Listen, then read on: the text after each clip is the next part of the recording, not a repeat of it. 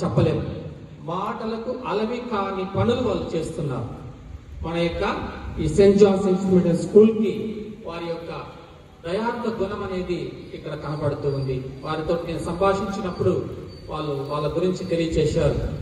మొట్టమొదటిగా చంద్రశేఖర్ గారు ఈ యొక్క ఆర్గనైజేషన్ కి ఫౌండర్ గా ఉంటూ ఉన్నారు, SOSO కి.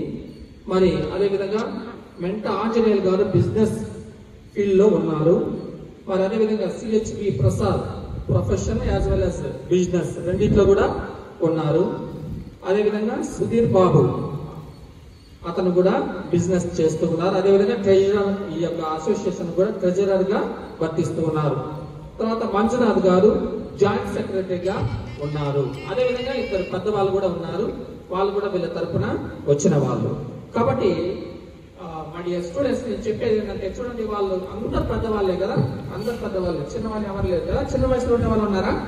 అయినా కానీ వాళ్ళ ఆల్మా మాతాన్ని మర్చిపోలేదు. అంటే తల్లి అయినా ఈ Saint Johne's English medium school ని మర్చిపోకుండా ప్రతి సంవత్సరం కూడా ఈ విధంగా వచ్చి వారి యొక్క దయార్థులను వ్యక్తపరుస్తూ మనందరినీ కూడా సంతోషింపచేస్తున్నారు.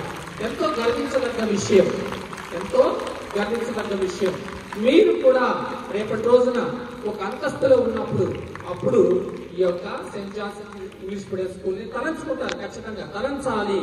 అది దీని యొక్క ముఖ్య ఉద్దేశం. వాళ్ళు ఇక్కడ మన మధ్య ఎంతో గర్వకారణంగా వాళ్ళు నిలబడి ఉన్నారు. మేమందరం Saint Johne's English medium school students ని అని చెప్పుకోవటానికి వారి యొక్క ఏం చెప్పాలా, వారి యొక్క రూపాయే మనకు అర్థమవుతుంది. అందరూ కూడా పెద్దవాళ్ళు, ఎవరు కూడా చిన్నవాళ్ళు లేదు. అయినా కానీ అంత స్టేజ్ లో ఉన్నా కూడా వాళ్ళు ఈ యొక్క ఆల్మా మాతాని మర్చిపోలేదు. ఇది ఎంతో మనం అభినందించాల్సిన విషయం.